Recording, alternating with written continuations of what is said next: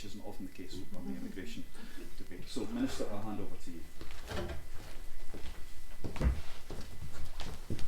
Thank you very much, Chris, and Reform Scotland, and of course, and British Future for the invitation to speak, and of course for the work that you do as well. I'm really grateful for the opportunity to get to speak to you all this evening, particularly just given the political context that we're in and the public debate surrounding that. I think it's really important that we have these conversations about the demographic challenges that Scotland's facing and think about the ways forward. So tonight I'll be talking about those distinct demographic challenges. I'll be talking about our call to the UK government to devolve immigration powers to Scotland and the actions that the Scottish Government is currently taking to attract migrants. So our population is higher now than it has ever been, at almost 5.5 million, but each year there are more deaths than births, and in 2022 there were almost 3 deaths to every 2 births. So that leaves us with migration as the key driver of population growth, and Scotland simply needs migrants if we're going to remain economically viable. And we do estimate that from 2033, migration will no longer be able to offset that difference between births and deaths, and our population will start to decline. Our population is also ageing, with a worsening dependency ratio. The number of people aged 65 and over is projected to grow by nearly a third by mid-2045, whereas the number of children is projected to fall by nearly a fifth over that same period. And those changes are not evenly spread across Scotland either. And I know as a Highlands and Islands MSP that our rural and island areas are really feeling the brunt of this. And those in the west are experiencing population decline, whereas our cities are expanding quite quickly. And we're also the only UK nation where population is predicted to fall. So I think it's quite clear that we do need a distinct immigration policy that is tailored to Scotland if we're going to be able to use it to its full extent to address the challenges that we're facing in this country. And that's why we're asking the UK government to devolve immigration powers. A one-size-fits-all immigration policy wouldn't work for all of Scotland as a country, so it absolutely does not work as a one-size-fits-all across the UK with Scotland in it. And we don't need necessarily to wait for independence to make progress on that. And in 2020 we published our Helping Scotland Prosper paper, and that demonstrates how devolution of immigration powers could work within a UK framework.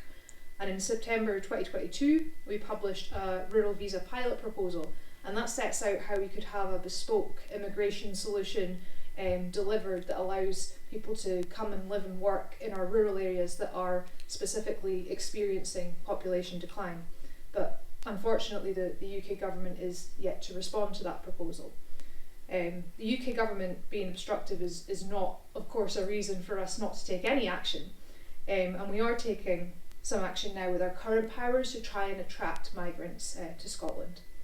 In 2021 we published our first population strategy, and a key building block of that strategy is to deliver an attractive and welcoming country. So when people look at Scotland, they see it as a place that they not only want to live, but that wants them to come and live and work in.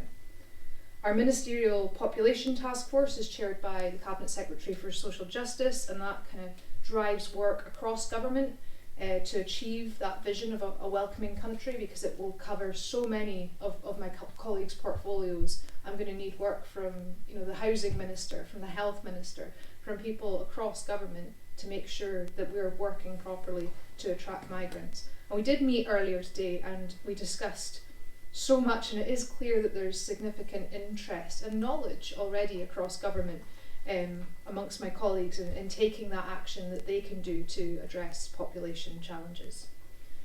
We've also established an independent expert advisory group on migration and population that was set up in October 2018, and it's a group of academics that helps us grow this evidence base that we're going to use to inform future policy.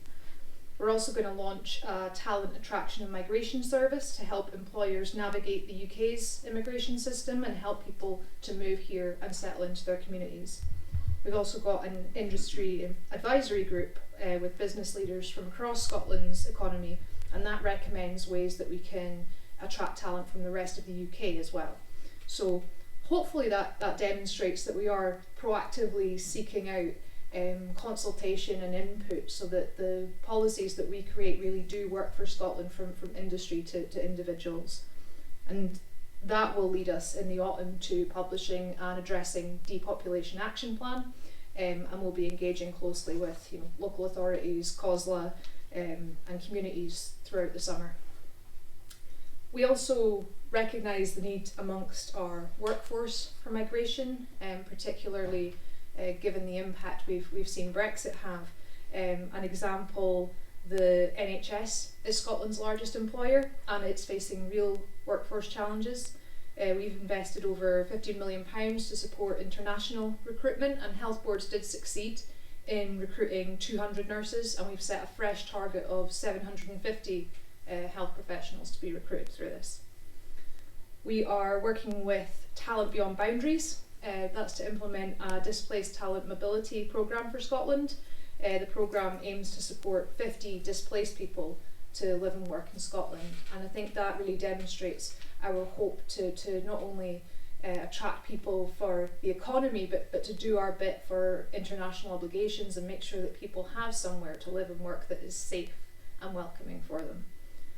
We have successfully piloted Skills Recognition Scotland. That's a project that benchmarks migrant skills against the Scottish Credit and Qualifications Framework, so removing that kind of unnecessary bureaucracy and making sure that people who do come here with skills and qualifications have those recognised in Scotland. And last month we published the Scottish Connections, our framework for engaging with the Scottish diaspora, and we're hoping that some of them will choose to come back to Scotland.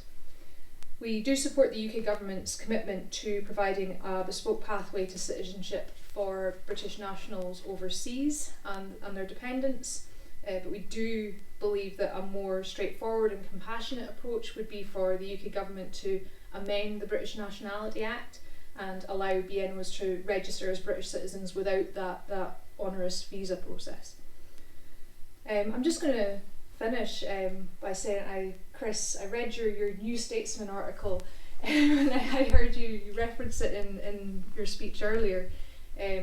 Scotland needs immigrants, so why won't they come? And I think, just for me, the title's maybe misleading because immigrants are coming here, not in the numbers that we would like, but there are people coming to Scotland at similar levels to most of England other than the southeast and London. And I don't know if we can say that people don't want to come. I think first of all we need to be able to be certain that this government is promoting Scotland as a place that wants migrants to come, and that we are certain that they know they'd be welcome before we can say, well, they don't want to come here.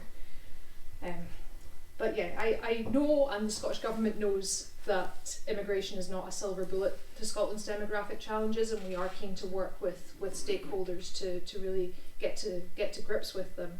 But migration is always going to be a key part of that jigsaw.